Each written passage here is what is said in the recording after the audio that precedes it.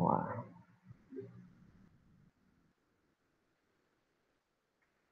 Bom, semana passada nós começamos a falar sobre a construção do Estado brasileiro, tá? Vocês estão vendo minha tela, certo? Sim. Beleza. Então a gente começou a falar semana passada da construção do Estado brasileiro. E eu fiz algumas introduções mostrando a vocês que para a gente poder falar da construção do Estado brasileiro, né, uma construção que tem como data simbólica 1822, que é quando o Brasil torna-se independente de Portugal, a gente precisava voltar algumas casinhas para poder entender os fenômenos que levaram ao processo de ruptura entre Brasil e Portugal.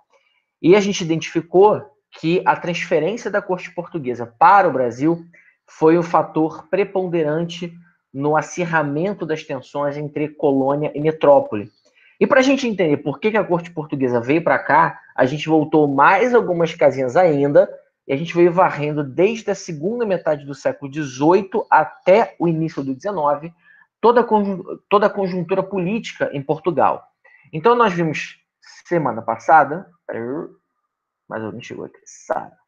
Então nós vimos semana passada, primeira correlação entre as temporalidades, né? Então nós vimos que o iluminismo tem como eixo cronológico principal a segunda metade do século XVIII, e a partir dele muitos eventos, muitos fenômenos sociais, sociopolíticos, socioeconômicos, eles vão acontecendo nas Américas, no mundo de modo geral, né? Então a gente primeiro traçou um paralelo entre o surgimento do iluminismo e o lançamento da enciclopédia, né, como sendo a primeira grande obra nitidamente iluminista, né? E nós vimos que a partir dali muitas coisas vão acontecendo no mundo por influência desse pensamento iluminista. Vimos que em Portugal, por exemplo, assume o trono o rei Dom José I, que coloca como secretário de Estado o Marquês de Pombal, um cara identificado com o pensamento iluminista. Vimos que pouco tempo depois, em 1776, as 13 colônias inglesas nas Américas, elas se tornam independentes da sua metrópole. Vimos também que em 1789 acontece a Revolução Francesa, e ao mesmo tempo no Brasil estava estourando a Inconfidência Mineira. Vimos que depois vai surgir a Conjuração Baiana aqui no Brasil, e enfim, Napoleão chega ao poder na França. Então a gente viu que nessa segunda metade do século XVIII, marcada pelo pensamento iluminista e por tentativas de ruptura aqui no Brasil em relação à metrópole, nós vimos que a situação interna da colônia era um tanto quanto delicada, né? O Brasil era uma colônia muito grande, formada por diversas províncias que tinham muitas vezes que carregavam muitas vezes o sentimento de ruptura com a metrópole, né? Então, o contexto que antecede a chegada da corte portuguesa ao Brasil vai ser marcado pelo surgimento de movimentos separatistas influenciados pelas ideias iluministas de liberdade política, liberdade econômica e liberdade de pensamento. Então, esse era o contexto que antecedeu a chegada da corte portuguesa ao Brasil. Mostrei para vocês também na semana passada que, a partir do momento que Napoleão chega ao poder na França, ele toma uma série de ações e atitudes que acabam repercutindo lá em Portugal. Uma dessas ações é o que a gente chama de bloqueio continental, que foi aquela medida econômica criada por Napoleão, né, um bloqueio marítimo de fato, que impedia as embarcações comerciais inglesas de aportarem em portos europeus e vice-versa. Então, com isso, com o bloqueio continental adotado por Napoleão, a Inglaterra ficava isolada e a Europa passava, então, a sofrer a influência e a girar em torno da órbita napoleônica.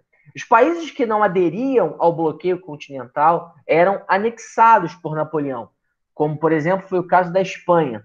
Em 1803, Napoleão invadiu a Espanha, destronou o rei da Espanha, Carlos IV, e colocou no lugar o José Bonaparte, seu irmão de Napoleão. E assina com a Espanha um tratado secreto, que a gente vai chamar de Tratado de Fontainebleau, que permitia tropas francesas avançar sobre o território espanhol em direção a Portugal. E aí, em 1806, começaram as pressões de Napoleão sobre Portugal para que Portugal se posicionasse. Na época, não era permitido ser isentão. Ou você fechava com Napoleão, ou você era invadido por Napoleão. Não tinha em cima do murice, né? Em cima do murismo. Ou o cara ficava do lado da França, ou o cara ficava contra a França. No caso de Dom João VI, o príncipe regente de Portugal na época, havia um problema. Portugal era o maior parceiro comercial da Inglaterra naquele momento. Só para a gente ter uma ideia, metade das transações comerciais da balança externa inglesa eram só de produtos vendidos para Portugal. Então, perder Portugal representaria uma perda muito grande para a Inglaterra. Então, a Inglaterra começa a pressionar Portugal, começa a pressionar Dom João VI para que Portugal não assine o bloqueio continental. Por outro lado, Napoleão vinha pressionando Dom João VI para que Portugal aderisse ao bloqueio e isolasse a Inglaterra. Então, as ameaças foram dos dois lados também. Porque, de um lado, se Dom João VI ficasse contra Napoleão, Napoleão invadiria Portugal. Por outro lado, a Inglaterra estava ameaçando estava ameaçando Portugal de invadir o Brasil caso os portugueses ficassem contra a Inglaterra nesse momento. Então, nessa balança entre ficar com Napoleão ou ficar com o rei Jorge III, né, perder a coroa ou perder a colônia, Dom João VI precisou tomar uma decisão. Essa decisão levou quase 2 anos, né? Foram quase 2 anos enrolando a França, enrolando a Inglaterra, e aí em 1807, em novembro de 1807, nós vimos que Dom João VI decidiu então acelerar o processo de transferência da corte portuguesa para o Brasil. E aí lembra o que eu falei na aula passada. A ideia de transferir a corte portuguesa para o Brasil era uma ideia antiga, que vinha desde a segunda metade do século XVIII, foi sugestão do Marquês de Pombal, na época, inclusive, e que demorou muito tempo para amadurecer, tendo em vista o modo como os portugueses olhavam para o Brasil. O Brasil era uma simples colônia, não tinha infraestrutura para receber a corte. Era um país de clima tropical, muito quente, muito úmido, de hábitos culturais um pouco assustadores para o pessoal da metrópole, né? A colônia era vista como um local dos pecados, como um local de desvios morais, de condutas duvidosas. Então, pegar a corte portuguesa no seu mais elevado grau de nobreza, né? E transferir para o Brasil terras de pecados e de morais duvidosas era algo que deixava os portugueses muito desconfortáveis, né? Era uma decisão que deixava os portugueses sempre muito desconfiados e desconfortáveis. Só que, obviamente, se Dom João VI batesse o pé e ficasse em Portugal, ele perderia a coroa. Então, transferir a corte para o Brasil foi uma medida para driblar as tropas francesas e garantir a permanência da coroa nas mãos de Dom João VI. E aí a gente viu que, ao transferir a corte portuguesa para cá, Dom João VI, que era casado com a Carlota Joaquina, ele encontrou algumas dificuldades, né? A primeira delas foi transferir em segurança 15 mil pessoas de Portugal para o Brasil, né? Porque o grande medo era que no meio do caminho navios da Marinha Francesa interceptassem a embarcação de Dom João VI. Então, para que isso não acontecesse, e até porque ele acabou de fato não assinando o bloqueio continental, Dom João VI ganhou, entre aspas, a escolta da Marinha inglesa. Então, navios de guerra ingleses ajudaram a escoltar a família real portuguesa para o Brasil. Obviamente que isso não foi de graça, não foi pelos belos, feios olhos de Dom João VI. Foram assinados 2 importantes acordos entre Brasil e Inglaterra para que a corte portuguesa pudesse vir para o Brasil em segurança. O primeiro deles foi o Tratado de Abertura dos Portos. Nós vimos na semana passada que foi um documento importantíssimo que representa a ruptura econômica do Brasil com Portugal. Porque, a partir daquele momento, a partir de 1808, todos os portos brasileiros estariam abertos às nações amigas. O que isso quer dizer? Isso quer dizer que, a partir de agora, os brasileiros, tá? E eu vou usar aspas até aqui para falar de brasileiros, porque nesse momento, brasileiros são os portugueses que nascem no Brasil. A partir de agora, os brasileiros, entre aspas, eles podem comprar e vender produtos livremente das nações amigas. Subentende-se, é claro, que a única nação amiga nesse momento de Portugal é a Inglaterra. E um outro acordo assinado foi o Tratado de Aliança e Amizade, Comércio e Navegação. Era um tratado de reciprocidade que permitia com que Portugal, permitia a Inglaterra vender produtos no Brasil com alíquotas mais baixas do que a dos produtos portugueses. Né? E aqui eu fiz uma ressalva, porque é meio estranho você imaginar que o Brasil estava comprando um produto inglês mais barato do que o português, mas naquele momento Dom João VI não tinha muita margem de manobra para negociar com a Inglaterra as cláusulas desse acordo. E em contrapartida, Portugal solicita nesse tratado de aliança e amizade que as tropas inglesas ajudem a antiga metrópole, né, ajudem a Portugal resistir às invasões francesas. Então, durante quase 12 anos, as tropas inglesas permaneceram em Portugal para evitar qualquer tipo de invasão das tropas napoleônicas. Então, esses dois tratados, eles primeiro vão culminar na separação, na ruptura econômica do Brasil para Portugal. O Brasil continuava sendo dependente politicamente, não tinha ainda autonomia política, mas já tinha autonomia econômica. E o segundo tratado dava uma série de vantagens aos ingleses em relação ao Brasil. Dito isso, a gente viu que a corte portuguesa se instala no Rio de Janeiro, né? São mais ou menos 15 mil pessoas que vêm para cá. A nossa cidade, capital do Brasil na época, tinha pouco mais de 60 mil. Então a cidade precisou ser preparada para para receber a corte, né? A cidade precisou passar por um banho de loja e receber uma série de estruturas, de infraestruturas que permitissem à corte portuguesa ter acesso a alguns serviços. Então, na época, foi criada a Guarda Real Provinciana, que hoje é a Polícia Militar do Estado do Rio de Janeiro. Criou-se a Imprensa Régia, que era uma espécie de diário oficial da corte. Criou-se o Banco do Brasil, a Casa da Moeda, a Biblioteca Real, o Horto Real e por aí vai. E aí mostrei até algumas imagens de como a cidade se modificou, né? Região da Glória aqui. As águas da Baía de Guanabara chegavam bem aqui nos pés do Outeiro da Glória. Praça 15 ainda com as águas da Baía de Guanabara chegando ao chafariz do Mestre Valentim. Região da Lapa ainda com a sua Lagoa do Boqueirão aberta, né? Hoje, obviamente, ela está aterrada. E, além disso, além de urbanizar a cidade do Rio de Janeiro, Dom João trouxe muitos artistas para incrementar a vida cultural aqui no Rio de Janeiro e, obviamente, servir a corte de toda a distração que esses artistas proporcionavam. E aí citei para vocês aqui os dois artistas principais, que é o Toné e o Debré, que retratam cenas do cotidiano no momento em que a corte está no Rio de Janeiro. Tá?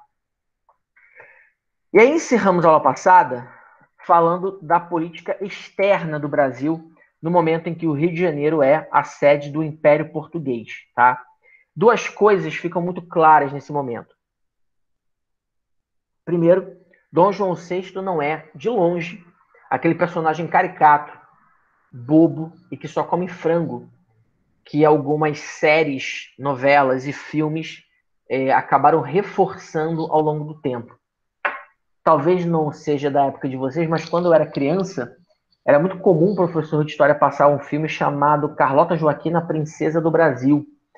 O filme antigaço dos anos 90, dirigido pela Carla Camurati, estrelado pelo Marco Nanini e pela Marieta Severo, onde o Marco Nanini fazia Dom João VI e a Marieta Severo fazia a Carlota Joaquina. Né?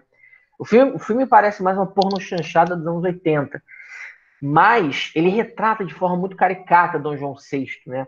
O personagem que o Marco Nanini interpreta parece um cara que foi lobotomizado, assim, é um Dom João VI sem expressão, bobão, que só come frango, meio lerdão, quando, na verdade, trazer a corte para o Brasil foi um gesto de extrema audácia e de muita coragem, né? Porque você simplesmente trouxe 15 mil pessoas do nada em cerca de uma semana.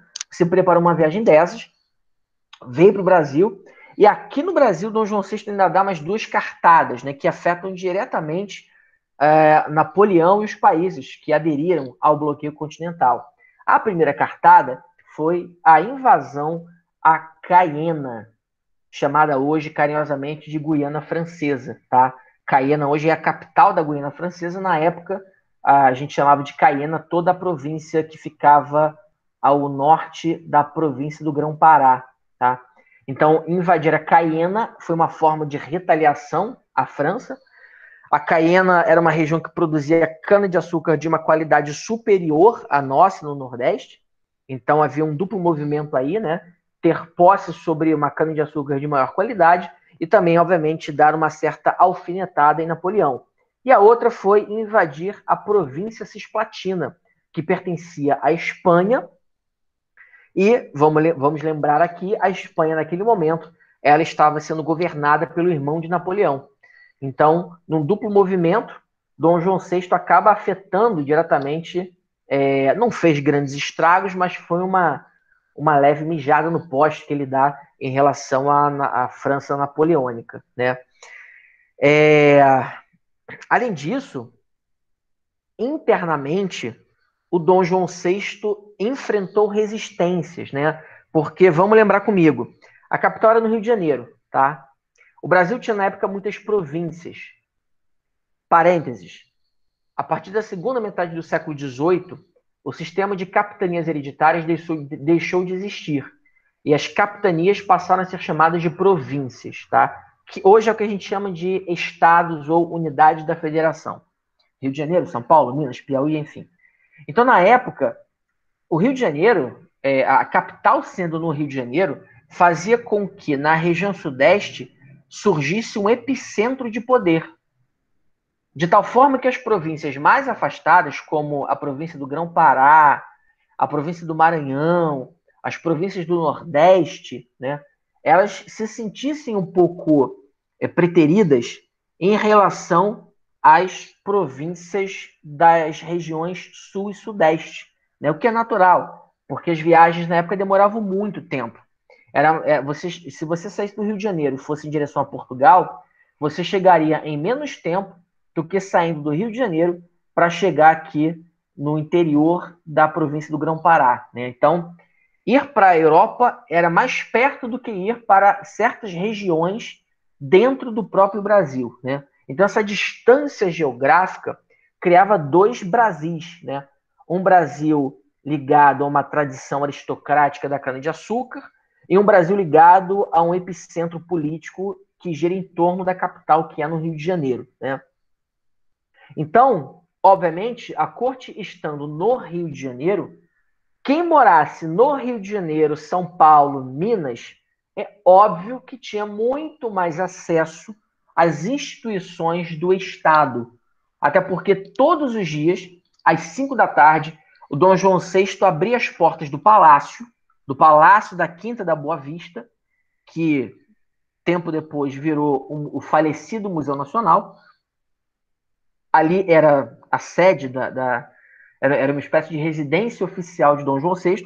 Então, todos os dias, às 5 da tarde, Dom João VI abria as portas do palácio para a chamada cerimônia do beijamão, onde os súditos da corte, puxa-sacos e membros da elite política local faziam fila para beijar a mão de Vossa Majestade e pedir alguma mercê, né, alguma graça concedida pelo rei. Fosse dinheiro, terras, títulos ou algum outro benefício próprio, né? Então você imagina, morar no Rio de Janeiro nessa época era te dar acesso mais facilitado ao príncipe regente do Império Português, né?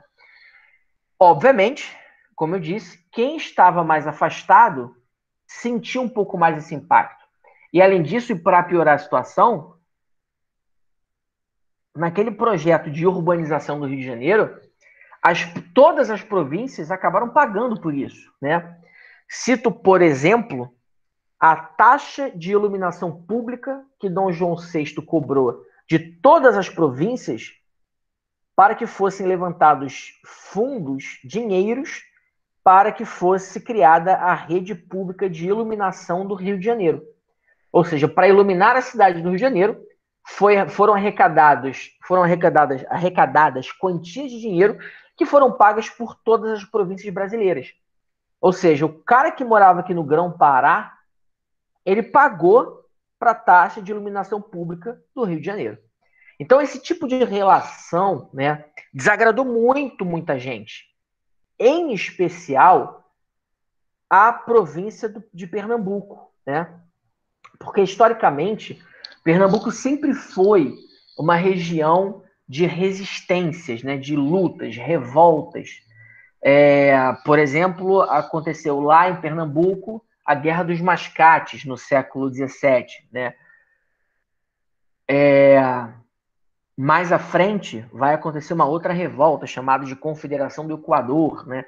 Então, as elites políticas, econômicas e intelectuais de Pernambuco eram muito tradicionais e muito conflituosas no momento em que a corte portuguesa está no Rio de Janeiro e dá uma atenção maior para a região Nordeste.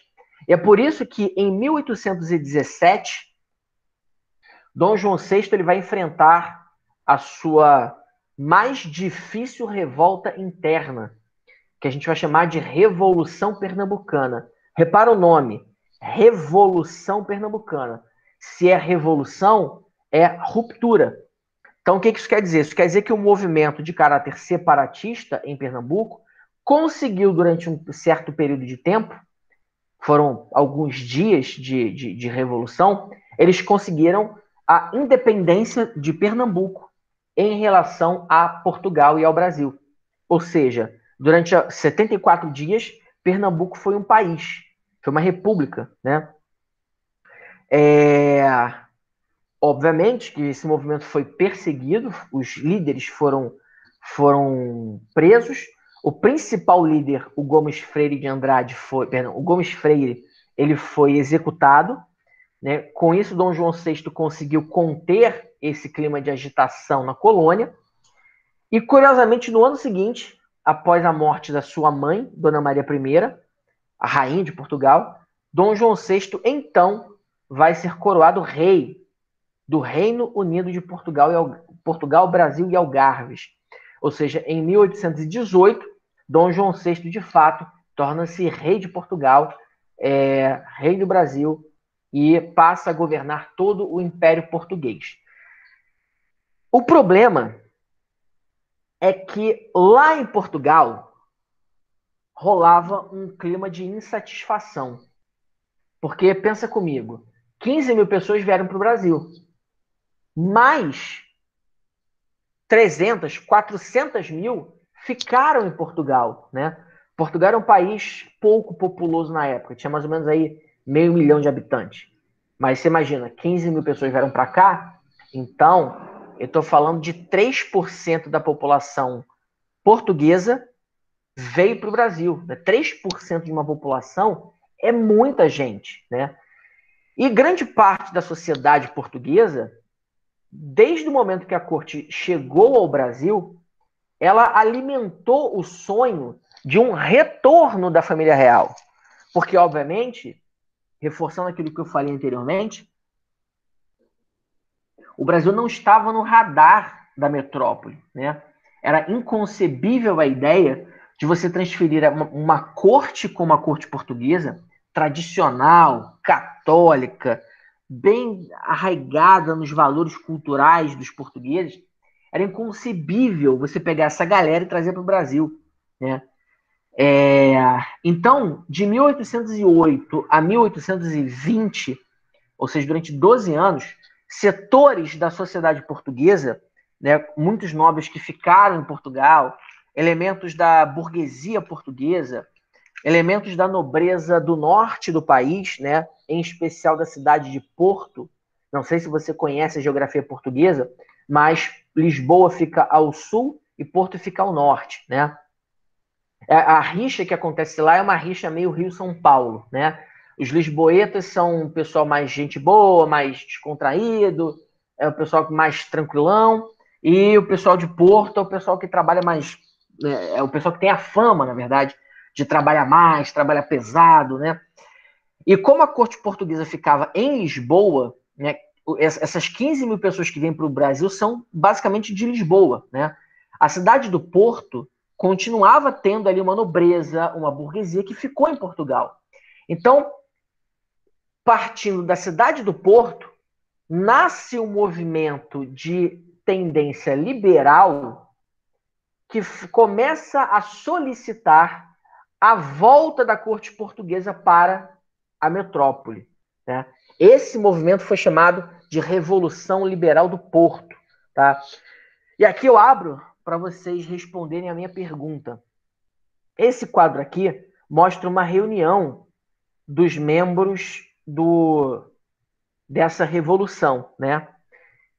Eu quero que vocês me digam qual detalhe desse quadro chama a atenção de vocês e que tenha referência às solicitações que essa revolução tinha de retorno da corte portuguesa. Vou tentar melhorar a pergunta. Qual elemento desse quadro mostra para vocês que esse quadro fala de uma revolução liberal do Porto que exigia a volta da monarquia? O trono vazio? Putz, perfeito. O trono está vazio. Repara que se fosse um movimento revolucionário tipo aquele dos jacobinos, sequer teria trono aí. O trono estaria pegando fogo, alguma coisa do tipo, né? Mas o quadro mostra o trono vazio, no centro do quadro e em destaque, numa posição mais elevada. Então, repara que essa revolução era liberal, ou seja, defendia mudanças na sociedade, na estrutura do Estado, mas era ainda assim um movimento de caráter conservador, porque eles não falavam em república. O que eles defendiam era a volta da corte portuguesa e a criação de uma constituição para Portugal. Ou seja, era um movimento que defendia a monarquia parlamentar em Portugal, tá? Ou seja, era um movimento revolucionário, porém conservador. Eles não defendiam a república, eles não defendiam a morte do rei. Pelo contrário, defendiam que o rei voltasse para Portugal para governar com os portugueses o Império Português. Essa era a pauta dos caras. Que ficou mais acirrada, né, quando Dom João VI sufocou a Revolução Pernambucana 3 anos antes. O Gomes Freire, personagem da Revolução Pernambucana que foi executado, tinha fortes ligações intelectuais com os caras que organizaram a Revolução Liberal do Porto. Então, o fim da Revolução Pernambucana, a derrota da Revolução Pernambucana, reverberou no pessoal lá em Porto, que exigiu a volta de Dom João VI e exigiu também que Dom João VI se curvasse a uma Constituição. Dom João VI continuaria como rei, porém, contudo, todavia, ele agora estaria subordinado a uma Constituição que não seria feita pela cabeça do rei, mas seria construída e costurada a partir das demandas daquela revolução, que obviamente se auto-intitulava como uma portadora da voz dos portugueses, né? Então, essa Revolução Liberal do Porto, ela exigiu o retorno imediato de Dom João VI. Ah, Gustavo, e se Dom João VI não voltasse? Eles proclamariam a república? Não.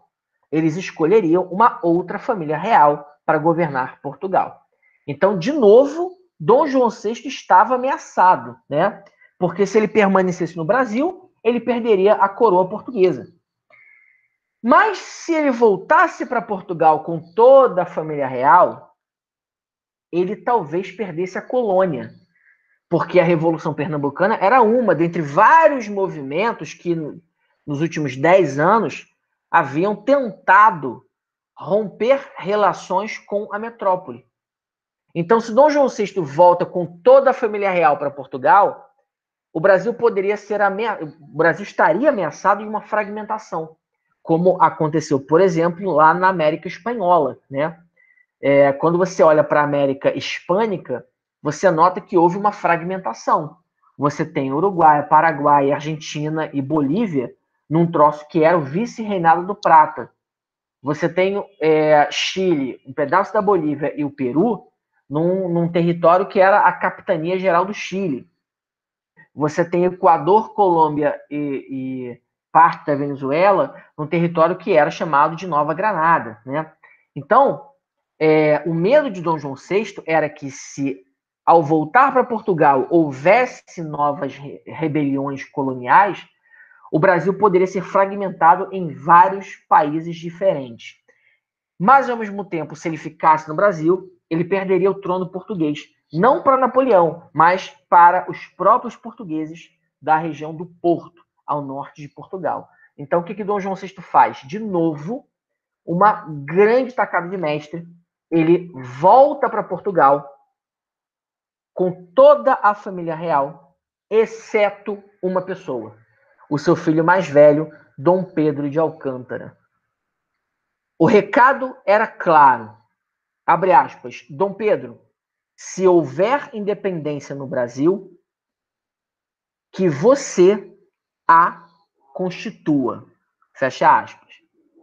Ou seja, Dom João VI deixou seu filho no Brasil para que, se houvesse uma tentativa de independência em relação a Portugal, que ele, Dom Pedro, estivesse à frente desse movimento. Então, Dom João VI volta com seu filho mais novo, Dom Miguel, as suas 5 filhas.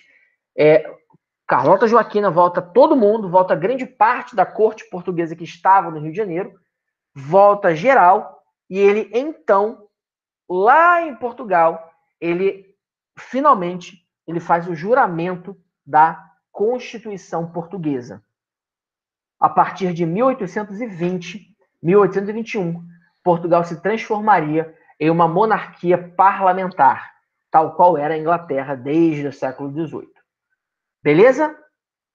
Ficou claro até aqui? Fala para mim.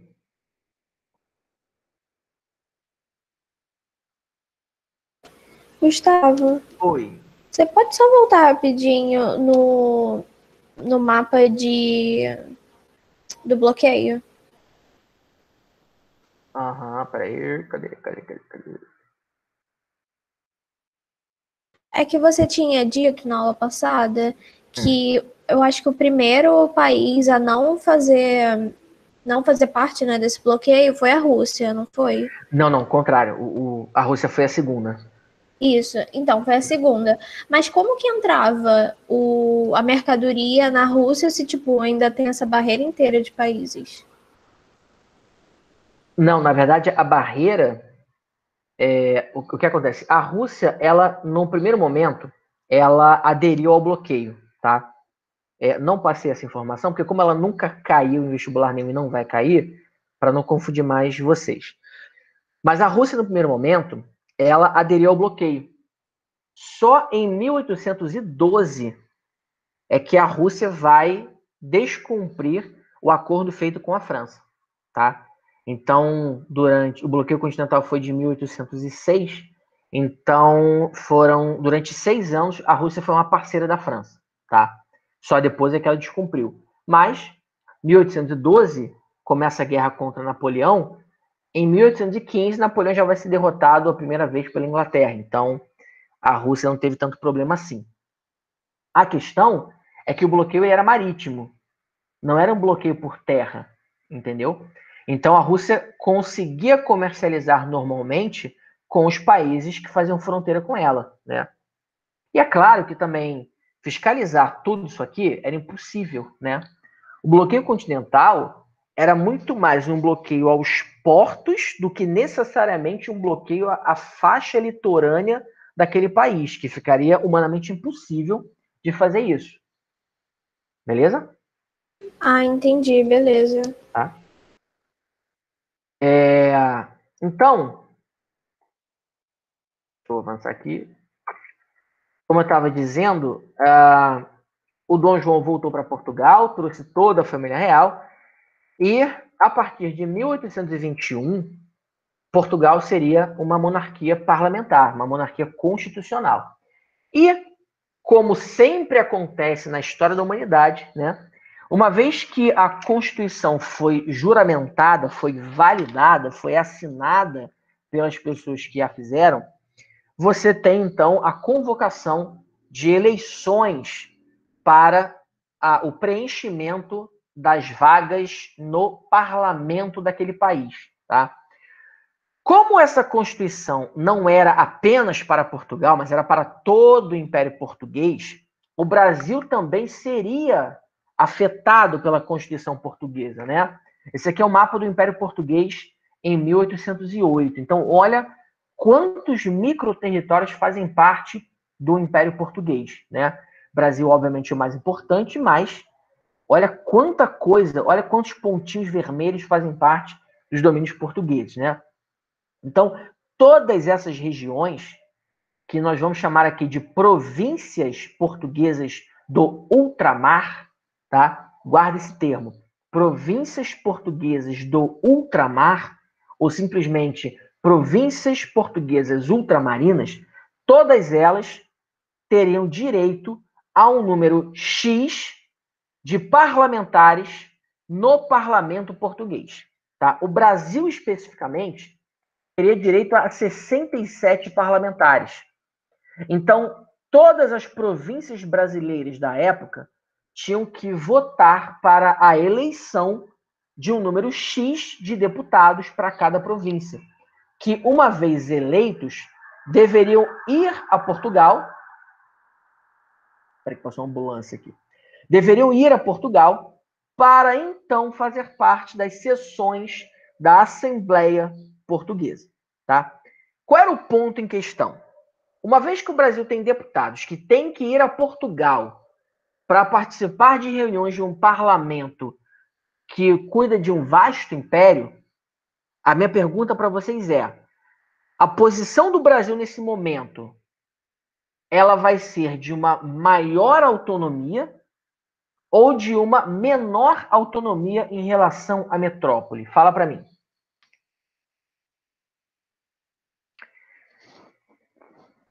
No momento que o Brasil que o Brasil elege 67 parlamentares, 67 deputados que vão para Portugal participar das sessões do parlamento do Império Português. No momento que o Brasil faz isso, o Brasil ele tem uma maior autonomia política em relação a Portugal ou ele passa a ter uma menor autonomia política? Respondam para mim. Maior. Se eu mando deputados para Portugal, é porque eu estou dizendo que as decisões políticas que vão ser que vão afetar o Brasil, elas vão ser decididas lá em Portugal. Então você está tirando a autonomia do Brasil. Eu pensei pelo lado que eles que escolheram os deputados. Eles escolheram os deputados, mas eles foram obrigados a escolher os deputados. Essa é a questão. Porque no momento que Dom João VI assina a Constituição, ela passa a valer para todo o Império Português. Então, o Brasil, que naquele momento tinha aqui o Dom Pedro de Alcântara como príncipe regente, ficou um pouco de mãos atadas, porque as decisões que afetariam o Brasil a partir de agora, elas eram tomadas não mais no Brasil, agora eram tomadas em Portugal. Deu para entender o conceito? Mas eles também não estariam em maioria em relação às outras províncias?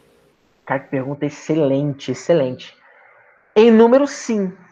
Mas a gente tem que analisar agora a natureza desse deputado. Porque eu tinha nesse momento aqui, 1820, 21, dois tipos de posicionamentos políticos, tá? Ou você era a favor de uma maior autonomia do Brasil, tá? E você atenderia pelo apelido de brasiliense ou brasileiro, ou você era favorável a uma maior eu não vou dizer dependência de Portugal, mas uma maior aproximação com Portugal. Tá? E esse grupo eram chamados de coimbrãos. Tá?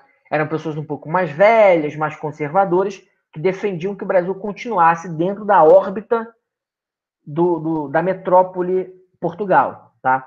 E aí a questão é, desses 67 deputados, 90% eram coimbrãos, que eram pessoas das províncias mais ao norte, nordeste e tal. Ou seja, a maior parte dos deputados que foram eleitos no Brasil para representar a colônia no parlamento português eram deputados que defendiam uma manutenção dessa relação de dependência entre Brasil e Portugal. Ficou claro agora? Entendi. E aí, olha a disputa política como é que vai ficar mais acirrada agora. Porque no mapa daquele momento, você tem as províncias do Nordeste, Centro-Oeste e Sul mais favoráveis à autonomia política de Dom Pedro em relação à metrópole. E você tem as províncias do Norte e Nordeste mais favoráveis a uma dependência do Brasil em relação a Portugal. Então, as tensões que vão levar à independência do Brasil, elas nascem dessa disputa aqui. Uma parte da sociedade quer romper com a metrópole, uma outra parte quer manter-se orbitante à metrópole. Tá? Então, em setembro de 1821, tá, o parlamento português decreta uma lei chamada de Soberano Congresso. Tá? O que era essa lei? Ela tornava todos os governos das províncias brasileiras subordinados ao parlamento português. Ou seja, na prática, tirava toda a autonomia que Dom Pedro de Alcântara deveria ter enquanto príncipe regente. Ou seja, no momento que o parlamento português determina que as províncias brasileiras devem responder ao parlamento português e não ao príncipe regente, a figura dele passa a ser meramente figurativa. E é nesse momento que o parlamento português, chamado de Cortes de Lisboa, ele exige a volta imediata do príncipe regente Dom Pedro de Alcântara a Portugal. Ou seja, estava sendo desenhada a independência do Brasil em relação a Portugal.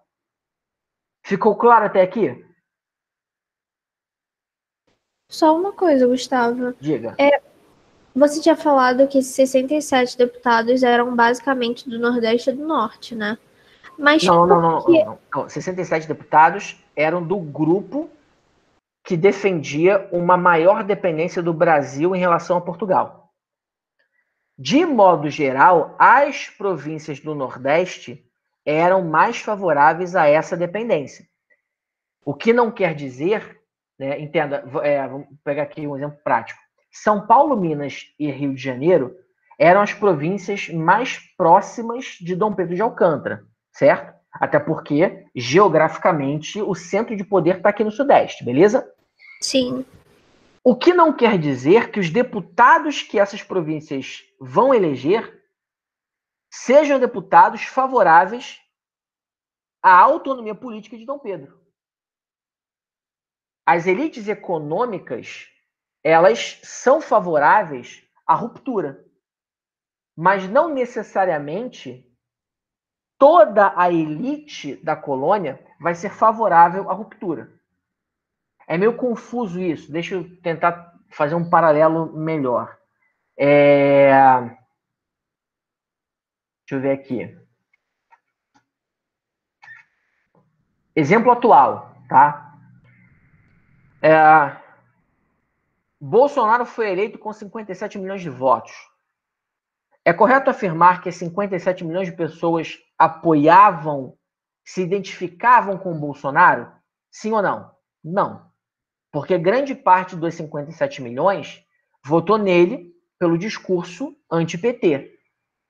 Uma parte considerável desse eleitorado não apoia mais o governo atual. Tá? Então, trazendo um paralelo para aquela época. Dos 67 deputados, né, esse número ele ficava dividido entre as províncias existentes, dava mais ou menos, sei lá, 3 deputados por província. A maior parte desses deputados eram do grupo chamado de coimbrãos, ou seja, eram deputados que, em sua maioria, defendiam a dependência do Brasil em relação a Portugal e um enfraquecimento de Dom Pedro em relação à metrópole. Só que, se a gente pegar o todo da população, a maior parte da população do Sudeste, Centro-Oeste e Sul eram favoráveis à autonomia do Brasil em relação a Portugal. Só que as pessoas que votavam faziam parte de uma parcela da sociedade que defendiam uma aproximação maior do Brasil com Portugal. Não sei se ficou mais claro agora isso. Sim, entendi. Beleza? Então, temos deputados que, em sua maioria, são favoráveis à reaproximação Brasil-Portugal, mas eu tenho populações que, em sua maioria, nas regiões Centro-Oeste, Sudeste e Sul, são favoráveis à ruptura. E aí as elites locais do Rio de Janeiro, São Paulo e Minas, principalmente, no momento que o parlamento português decreta que o governo das províncias vai ficar subordinado não a Dom Pedro, mas sim ao parlamento, as elites locais começam então a se aproximar cada vez mais de Dom Pedro e a ensaiar um apoio para que Dom Pedro proclame a independência. Tá? E a gente está falando de apoio militar, apoio financeiro, enfim, uma série de apoios que essas elites oferecem a Dom Pedro para que ele, enfim, rompa com o governo metropolitano. Eu vou pegar uma água, me deem 15 segundos. Fiquem aí, rapidinho.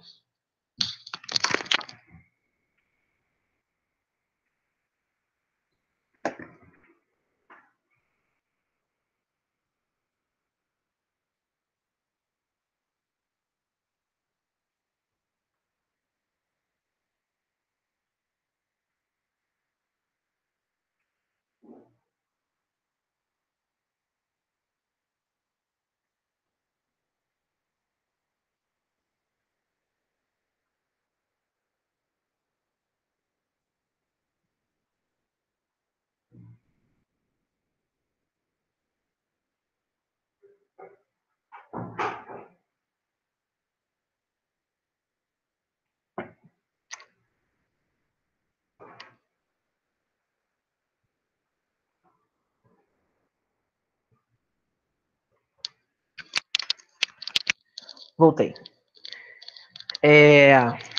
Então, de setembro de 1821 até setembro do ano seguinte, durante esses 12 meses, houve um aumento considerável das tensões entre Dom Pedro e o parlamento português. Um detalhe curioso é que Portugal é, nesse momento, uma monarquia parlamentar. Né? O rei de Portugal é ninguém mais, ninguém menos do que o pai de Dom Pedro, né? Dom João VI. Então você talvez se pergunte aqui, ué, Gustavo, Dom João não fez nada para evitar essa tensão entre o seu filho e o parlamento? Não conseguiu fazer muita coisa, porque Portugal é uma monarquia parlamentar. Dom João VI jurou a Constituição, né? Qualquer manobra de interferência que ele possa ter nesse momento pode representar um prejuízo político maior para Dom João VI, né? Então, nessa disputa entre o seu filho Dom Pedro e o parlamento português, Dom João não consegue fazer muita coisa, a não ser observar e tentar guardar cautelosamente o desfecho dessa história. Mas, obviamente, torcendo lá no fundo para que Dom Pedro conseguisse tornar o Brasil independente, né? E aqui, para a gente ter uma ideia da situação como ela estava, tá? Todas essas províncias aqui, elas oficialmente tinham apoio declarado a Dom Pedro, tá? Quando eu disse a vocês que as províncias do Norte e Nordeste, elas eram mais favoráveis a uma relação de dependência entre Brasil e Portugal, obviamente eu estava generalizando, porque quando a gente pega a quantidade de votos, né, numericamente falando, o maior número de províncias do Nordeste, ela está com Dom Pedro, tá? Então a gente tem aqui no sul, as 2 províncias, 2 das 3 províncias do sul, elas estão com Dom Pedro, todas as do sudeste estão com Dom Pedro. No nordeste eu tenho Alagoas, Sergipe, Pernambuco, Paraíba, Ceará e Rio Grande do Norte. Centro-oeste, Goiás e Mato Grosso. Então eu tenho ao todo 14 províncias ao lado de Dom Pedro, tá? Obviamente que não são necessariamente os deputados dessas províncias que estão do lado de Dom Pedro, tampouco o governador dessas províncias, tá? Quando a gente diz que as províncias estavam fechadas com Dom Pedro, eu me refiro àquela parcela da elite econômica daquela província, tá? E, por outro lado, eu tinha 5 províncias que oficialmente, 5 províncias que eram favoráveis à manutenção da relação de dependência Brasil-Portugal. A província do Grão-Pará, que era a maior do Brasil na época, Maranhão, Piauí, Bahia e a província da Cisplatina, tá? Então, em 1821, no finalzinho ali por volta de dezembro, mais ou menos, o Dom Pedro recebe um primeiro aviso, né, de que ele deveria voltar para Portugal. E aí rola uma certa pressão das elites locais, principalmente das elites de Minas, Rio de Janeiro e São Paulo, pela permanência de Dom Pedro aqui no Brasil, tá? Isso gerou, inclusive, aquela famosa alegoria do Dia do Fico, né? Quando, em janeiro de 1822, Dom Pedro anunciou à comunidade local que ele permaneceria aqui no Brasil. Obviamente que aquela história toda de se é para o bem de todos e felicidade geral da nação, diga ao povo que eu fico, isso é uma grande alegoria, tá? Na prática, Dom Pedro não dá essa declaração. O que ele deu foi uma entrevista para um jornal da época, dizendo que o momento exigia serenidade, calma e que tudo daria certo, né? E que ele permaneceria aqui no Rio de Janeiro, aguardando os acontecimentos, né? E desse discurso você transforma para um discurso manchetário, né? Que estampa as manchetes dos jornais da época e que chegam até Portugal e fazem com que a tensão do parlamento português com Dom Pedro cheguem a um nível de tensão quase belicoso, né? Quase levando a um conflito. E aí, entrando em 1822, né, em janeiro a gente tem o FICO, né, o aviso de Dom Pedro que ele vai ficar no Brasil. Em março, ele toma talvez a sua atitude mais afrontosa em relação ao parlamento português. O Dom Pedro de Alcântara convoca uma Assembleia Constituinte. Vamos lembrar daquelas aulas de Revolução Francesa, né? Lembra quando houve a reunião dos Estados Gerais, que o terceiro Estado abandonou essa reunião e fez uma Assembleia Nacional Constituinte? Qual era o objetivo deles na época, na Revolução Francesa?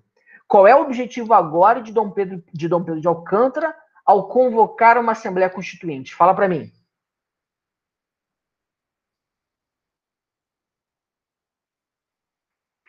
Qual o objetivo de Dom Pedro ao convocar uma Assembleia Constituinte?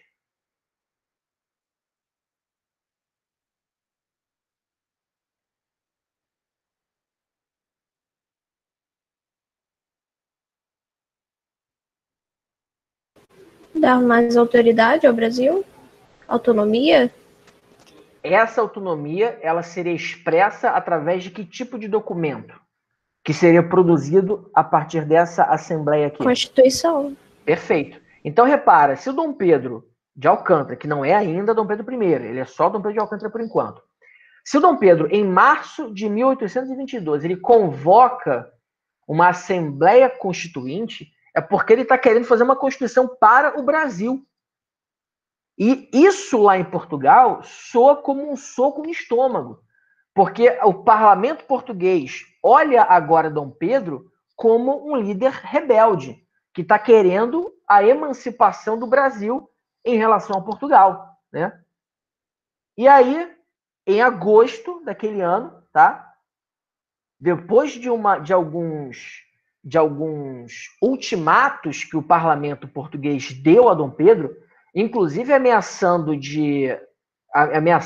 o envio de tropas para o Brasil, o Dom Pedro ele escreve 2 manifestos, né, uma espécie de nota de repúdio, né? Em agosto, ele escreve o Manifesto aos Povos do Brasil, que é um documento que ele espalha nas províncias brasileiras, indicando uma tendência à independência. No mesmo mês, em agosto, ele manda um manifesto às Nações Amigas. Tá? Então, em agosto daquele ano, Estados Unidos e Inglaterra recebem esse documento de indignação de Dom Pedro. Obviamente, enxergam esse movimento com bons olhos, porque o Brasil independente era muito bom comercialmente para Estados Unidos e Inglaterra. E aí, setembro, vem a grande tacada, né? Porque no início de setembro, chega de Portugal uma carta do parlamento português ao José Bonifácio, que é o maior amigo de Dom Pedro de Alcântara nesse momento. E o parlamento português estava acusando Bonifácio de conspiração, né? Acusavam o José Bonifácio de ser o cara por trás de toda essa rebeldia de Dom Pedro de Alcântara, né? E o parlamento português estava exigindo que Bonifácio fosse para Portugal para prestar esclarecimentos em relação a isso. Só que o Bonifácio sabia que no momento que ele botasse o pé em Portugal, ele seria preso, com certeza, porque conspiração era um crime passível de prisão, exílio ou até mesmo execução. Então, com um certo medo do que poderia acontecer, Bonifácio mandou entregar essa carta ao Dom Pedro de Alcântara, que nessa exata semana de setembro de 1822, ele estava em São Paulo, fazendo uma visita às elites locais, né? A rixa São Paulo-Rio de Janeiro já existia desde aquela época. Os paulistanos, os chamados emboabas, né? Os paulistanos, eles tinham uma certa rivalidade com os emboabas, né? Os forasteiros, em especial os do Rio de Janeiro, justamente porque São Paulo não ficava tão próximo assim de Dom Pedro quanto a elite local da cidade, né? Então Dom Pedro foi a São Paulo para fazer um afago, né? Dar uma palavra de carinho, de conforto para os paulistanos. E lá em São Paulo, ele recebe, então, de um mensageiro a carta que o Bonifácio mandou entregar. E aí o Dom Pedro ele manda o mensageiro retornar ao Rio de Janeiro e tranquilizar Bonifácio de que a independência ela já estava feita, né? E foi assim, sem gritar independência ou morte, sem estar no cavalo branco, ou então aquelas histórias mais escatológicas que a gente ouvia na infância, né? Ele não estava fazendo cocô na hora da independência, nada disso. Ele para além dessas alegorias históricas, ele manda o mensageiro voltar ao Rio de Janeiro e tranquilizar Bonifácio de que a independência estava feita. Ponto, é isso, acabou. No mês seguinte, em outubro, Dom Pedro foi aclamado rei, né? A aclamação é um período que antecede a coroação. A aclamação é o momento em que o futuro rei, o imperador, ele é apresentado à população e aos seus súditos, né?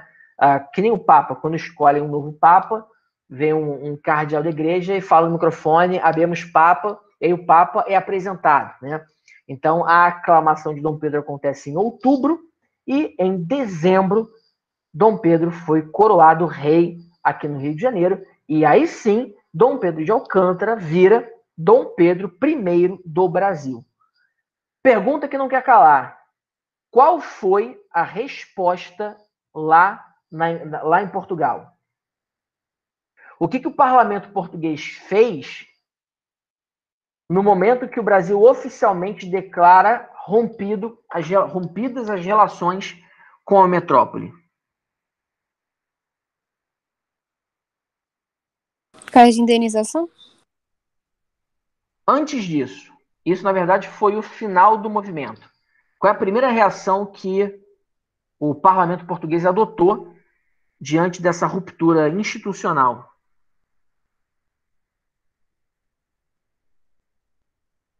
Que ele não reconhecia o Brasil como independente? Perfeito. E por não reconhecer, as tropas portuguesas foram acionadas para sitiar o Brasil, né? Ou seja, durante 3 anos, de 1822 a 1825, aconteceu uma guerra entre Portugal e Brasil contra a independência da ex-colônia, né? E aí você talvez se pergunte de novo, Gustavo, mas Dom João VI não é o rei de Portugal? Ele vai ver, sem fazer nada, uma guerra do parlamento português contra o seu filho? De novo, Dom João não tem como fazer muita coisa, porque não é ele quem detém o controle do exército, né? Numa monarquia parlamentar, na época, né, quem detinha o controle do exército não era o rei, era o parlamento. Então o rei não tinha muito o que fazer, né? Apenas tentar costurar algum acordo entre o parlamento e o Brasil, né? Até porque qualquer medida que Dom João VI tomasse poderia colocar em suspeita o seu próprio reinado, né? Porque imagina, é o filho dele que está fazendo toda essa bagunça e tornando o Brasil independente, né? Então Dom João meio que tenta se manter ali longe dos holofotes para tentar, enfim, não desestabilizar sua própria coroa, né? Até porque o sucessor ao trono de Dom João VI é a sua neta, Dona Maria, filha de Dom Pedro I, né? Dom Pedro I teve 8 filhos, 4 ou 5 morreram com menos de 2 anos de idade, e dos que sobreviveram, um deles era a Maria, que era a filha viva mais velha. Ela estava em Portugal, ela voltou com a corte portuguesa, e o filho secundogênito era o futuro Dom Pedro II, né? Que nesse momento ainda não nasceu. Por enquanto ele só tem uma filha que está em Portugal e é quem vai assumir o trono na morte de Dom João VI. E aí, como eu falei para vocês, começa uma guerra entre Brasil e Portugal. E isso faz com que a sociedade também vá tomando partido, né? E ao tomar partido, surjam o que a gente chama grosseiramente de os primeiros partidos políticos do Brasil. Tá? De novo, não são partidos políticos tal qual a gente entende hoje. Eram apenas grupos de pessoas que tomavam parte de determinadas posições na sociedade portuguesa. E esses grupos são 2, né, que eu já falei anteriormente. Eram os coimbrãos e os brasilienses, tá? Os coimbrãos defendiam um poder maior de Dom Pedro I. Repara como é que os grupos eles vão mudando um pouco a sua posição, né? Porque antes do Brasil tornar-se independente, quem eram os coimbrãos? Os coimbrãos eram os caras que defendiam que o Brasil não se separasse de Portugal. Os brasilienses eram um grupo que defendia a separação do Brasil com Portugal. Uma vez que o Brasil separou-se de Portugal, os coimbrãos passam, então, a adotar uma outra atitude. Então, já que o Brasil se separou de Portugal, então que, pelo menos, o imperador tenha um poder maior. E os brasilienses, que antes defendiam a emancipação, agora defendem uma constituição mais forte que limite um pouco os poderes do imperador.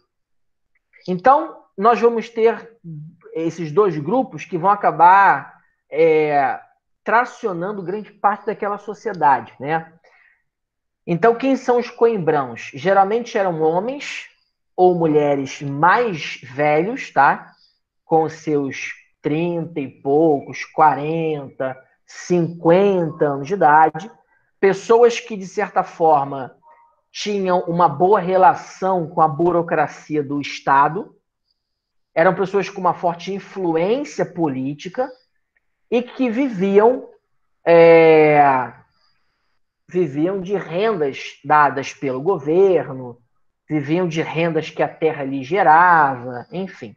E os brasilienses eram ligados aos profissionais liberais, jornalistas, médicos e tal, eram comerciantes, né? Eram pessoas mais novas, com seus 20, 20 e poucos, 30 anos de idade, e que haviam nascido no Brasil especialmente, né? Os coimbrãos, como o próprio nome diz, né, vem de Coimbra, que é uma cidade portuguesa, eram pessoas que geralmente vieram com a corte portuguesa para o Brasil, né? Então eram pessoas que nasceram em Portugal, vieram para cá junto com a corte e decidiram permanecer aqui e não mais voltar com Dom João VI quando ele voltou em 1808, né? Então a sociedade vai ficando um pouco dividida entre esses dois grupos. Os coimbrãos agora que vão se ressignificar e agora eles defendem que, então já que o Brasil é um país independente, que pelo menos o poder seja centralizado nas mãos de Dom Pedro I. E os brasilienses que também vão se ressignificar, e agora para eles a Constituição, o império das leis, deve estar acima do imperador. Ficou claro até aqui para vocês? Gustavo, Diga. como ficou a relação da Inglaterra com Portugal e a Inglaterra com o Brasil? A Inglaterra lucrava dos dois lados, né? Com Portugal, com o Brasil, sem Portugal, só com o Brasil, enfim. A Inglaterra ela meio que vai se manter distante, olhando isso, sem se meter muito, mas em 1825 a Inglaterra vai se meter, tá? Antes de eu falar de que forma ela se intromete nessa relação, eu gostaria de lembrar uma outra coisa, tá? Que coisa é essa? Lembra que Dom Pedro convocou uma Assembleia Constituinte em 1822, antes da independência? Essa Constituição ela ficou pronta no ano seguinte, em 1823. E ela estabelecia uma série de coisas para o novo país que estava surgindo, né? O Brasil agora era um país independente, né? O que não quer dizer que todas as províncias aceitassem isso. Mas o Brasil era, na teoria, um país independente. Só que essa primeira Constituição, ela foi feita com uma força muito maior dos brasilienses do que dos coimbrãos. Então, a primeira Constituição brasileira, ela era muito mais liberal e federalista do que centralizadora e conservadora. E para o Dom Pedro conseguir governar um país do tamanho do nosso, ele precisava de mecanismos mais centralizadores de poder. E aí o que o Dom Pedro vai fazer é simplesmente dissolver a primeira Assembleia Constituinte, tá? Revogar, anular a primeira Constituição e, em 1824, Dom Pedro e o seu Conselho de Ministros, ele vai criar uma nova Constituição brasileira. Ou seja, a primeira Constituição do Brasil, ela foi imposta pelo imperador. Ela foi outorgada pelo imperador. Ela não foi feita pelo consenso de diferentes agentes políticos. E essa Constituição tem muitas características. Primeiro, ela estabelecia eleições aqui no Brasil, porque o Brasil teria uma divisão de poderes, tá? Nós teríamos, a partir de agora, o poder legislativo, executivo e judiciário. O nosso parlamento seria bicameral, então a gente teria uma Câmara de Deputados e um Senado, tal qual a gente tem hoje, tá? O Senado era vitalício, a Câmara era temporária, né? Durava 4 anos, e as eleições passariam a ser indiretas, que eu já vou explicar o que é. Além disso, essa Constituição, ela dava poderes ao imperador para nomear os presidentes das províncias. E ela criava um quarto poder, que a gente vai chamar de poder moderador. O nome é autoexplicativo, né? Então, para a gente entender a estrutura do Estado, eu trouxe essa imagem aqui para a gente, tá? Então, como é que o Estado brasileiro se organizaria a partir daquele momento? Nós teríamos os 3 poderes, tá? Poder legislativo, executivo e judiciário, que estaria representado nas 3 esferas. Na esfera nacional, na esfera provinciana e na esfera local. Como a gente tem hoje, a gente tem os 3 poderes nas 3 esferas. Na esfera federal, o chefe do executivo é o presidente da República. Na esfera estadual, é o governador. Na esfera municipal, é o prefeito.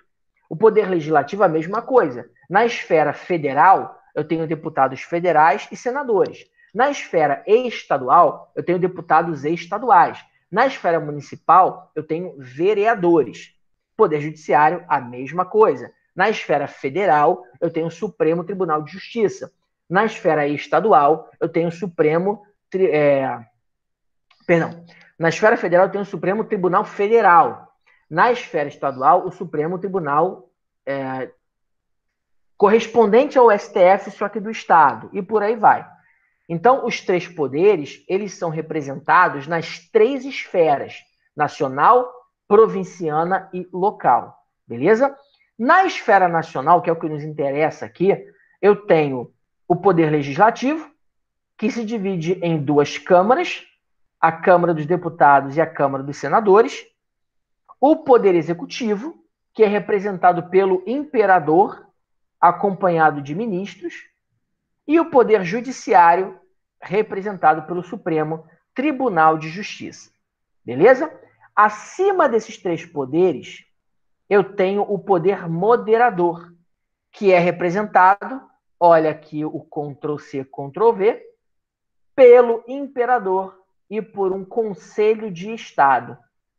Ou seja, o imperador, ele é o cara que fiscaliza a si mesmo e fiscaliza os outros dois poderes. Qual seria a grande característica do poder moderador? Interferir em todos os poderes do Estado do Brasil.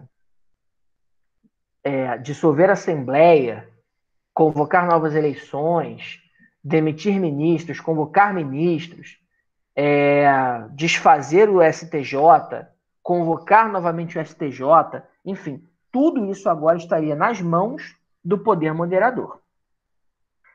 E para a gente entender como é que isso aqui funcionava na prática, a gente tem que observar que a partir deste momento, as eleições, elas vão permitir que parte da população escolha deputados e senadores. E essas eleições, elas aconteciam de modo indireto. Gustavo, como assim? A cada 4 anos, aconteciam as eleições para deputados. E aí as eleições ocorriam em 2 níveis, tá? O que a gente chama de eleição de primeiro grau, que permitia às pessoas que ganhavam até 100 mil réis anuais escolhessem os eleitores que então escolheriam deputados e senadores. Ou seja, quem escolhia o deputado? O eleitor de segundo grau. Quem escolhia o eleitor de segundo grau? Um eleitor de primeiro grau. Deu para entender esse mecanismo indireto de votação?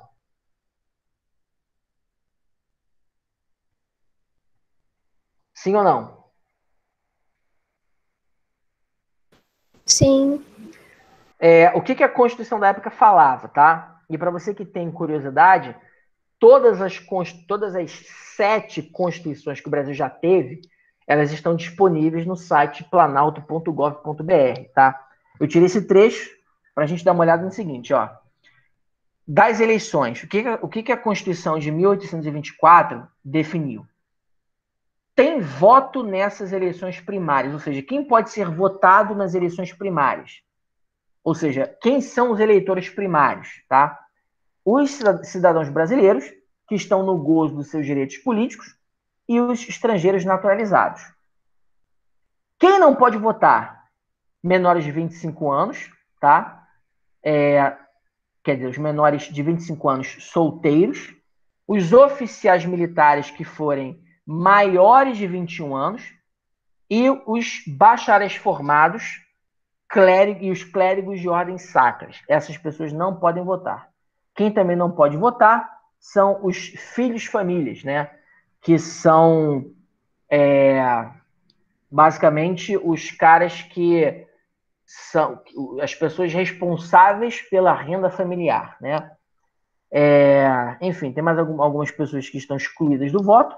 E, o mais importante, ó, os que não tiverem renda líquida anual de 100 mil réis por bens de raiz, indústria, comércio ou empregos. Ou seja, quem não ganha quem ganha abaixo de 100 mil réis anuais na agricultura, indústria, comércio ou serviços não pode votar nas assembleias primárias, beleza? Quem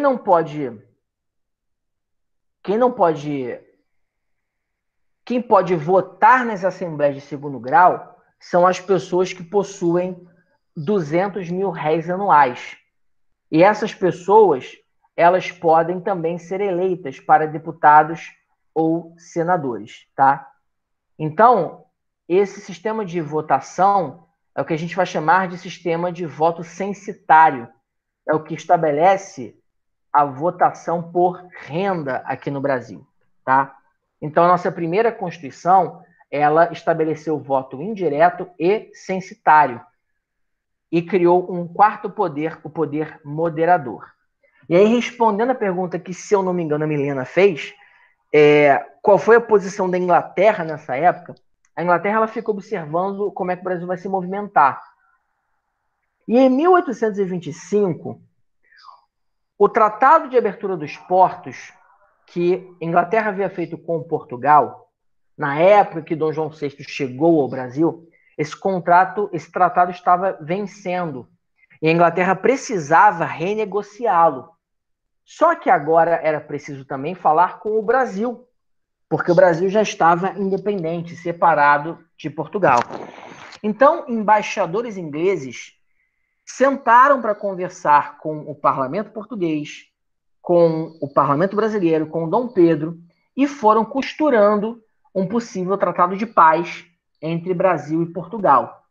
E aí Portugal tinha algumas exigências, tá? Que exigências eram essas? Primeiro, Dom João VI deveria ser considerado imperador honorífico do Brasil, que na prática não servia para nada. Segundo ponto, que era uma exigência de Portugal, o Brasil deveria desistir de Angola. Terceira exigência, que o Brasil não anexasse qualquer colônia portuguesa. E a quarta exigência, que o Brasil pagasse uma indenização a Portugal. A pergunta que eu te faço é, o Brasil tinha dinheiro para pagar indenização a Portugal? Sim ou não?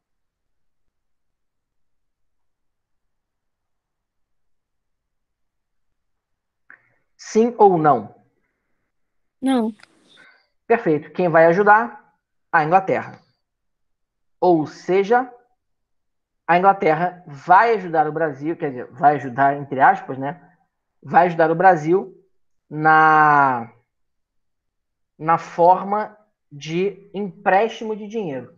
Então, a Inglaterra empresta 2 milhões de libras ao Brasil, o Brasil paga essa indenização a Portugal, Portugal usa grande parte desse valor para importar produtos e pagar dívidas com os ingleses, e os ingleses agora têm uma outra fonte de renda, que são os juros da dívida que o Brasil acabou de contrair com a Inglaterra, né? E logo em seguida, Portugal então vai reconhecer o Brasil como um país independente, né? Dom Pedro abdica de qualquer pretensão ao trono português e toda a linhagem, toda a descendência de Dom Pedro que estivesse no Brasil perderia o direito ao trono. Tranquilo?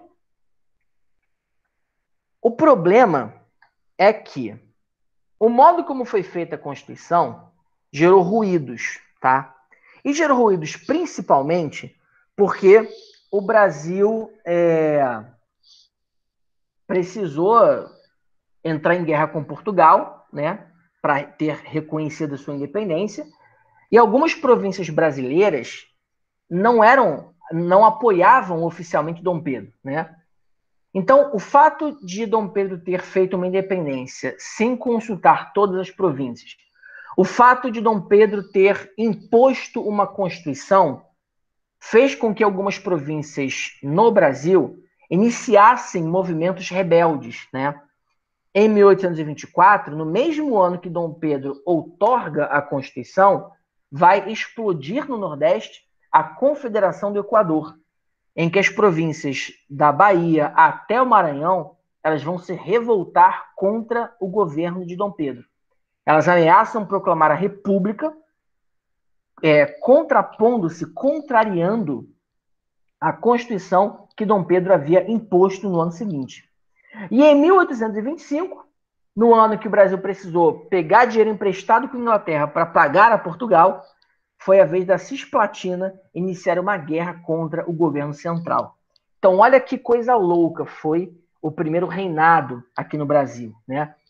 Dom Pedro proclama a independência em 1822, leva 3 anos para ter reconhecida a independência de Portugal, junto a Portugal. No meio disso, ele impõe uma Constituição e tem que enfrentar 2 movimentos rebeldes, um no Nordeste e outro no extremo Sul. Então é óbvio que, diante disso, dá para a gente entender que o primeiro reinado aqui no Brasil, né, ou seja, o período em que Dom Pedro I está no poder, foi extremamente caótico. E dá para a gente perceber, inclusive, que foi impossível construir o Estado brasileiro em circunstâncias tão adversas, né? E por isso que, obviamente, a gente vai ter aí uma crise no Império Brasileiro, que mal tinha começado, mas ele vai acabar ali na frente. Dom Pedro I governou por apenas 9 anos o Brasil, de 1822 a 1831. Foi muito pouco tempo. E os últimos 5 anos foram extremamente complicados. Ele foi acusado de absolutista, por ter imposto uma Constituição.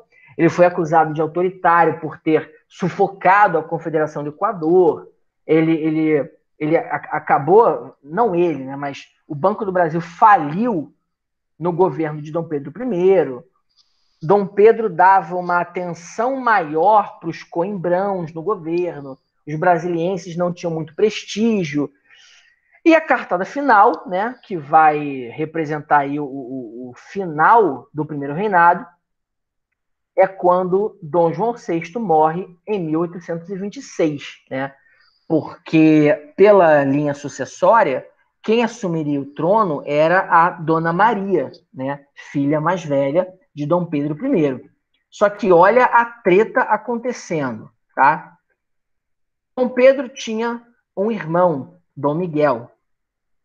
E o Dom Miguel, ele tinha um grande apoio, principalmente no norte de Portugal. O que o Dom Miguel alegava?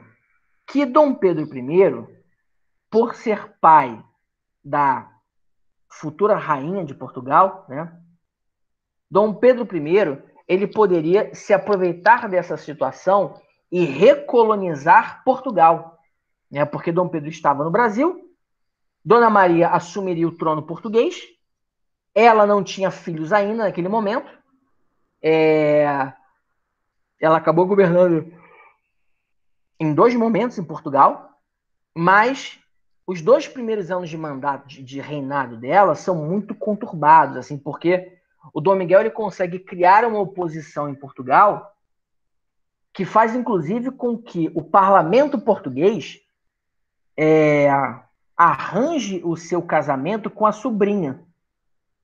Então, olha a manobra que ele fez, né? Ele acusou Dom Pedro de estar se preparando, de futuramente se aproveitar da sua filha que governaria Portugal. Então, para evitar que isso acontecesse, Dom Miguel sugeriu ao parlamento português aprovar o seu casamento com a sobrinha. O parlamento aprova e o Dom Miguel consegue manobrar no parlamento uma mudança de trono, né? Dom Miguel, então, a partir de 1828, ele passou a ser o rei de Portugal, né? Dona Maria continuou sendo rainha, mas sem direito ao governo, né? E, inclusive, por essa manobra de Dom Miguel, ele acabou gerando uma tensão com o seu irmão Dom Pedro I.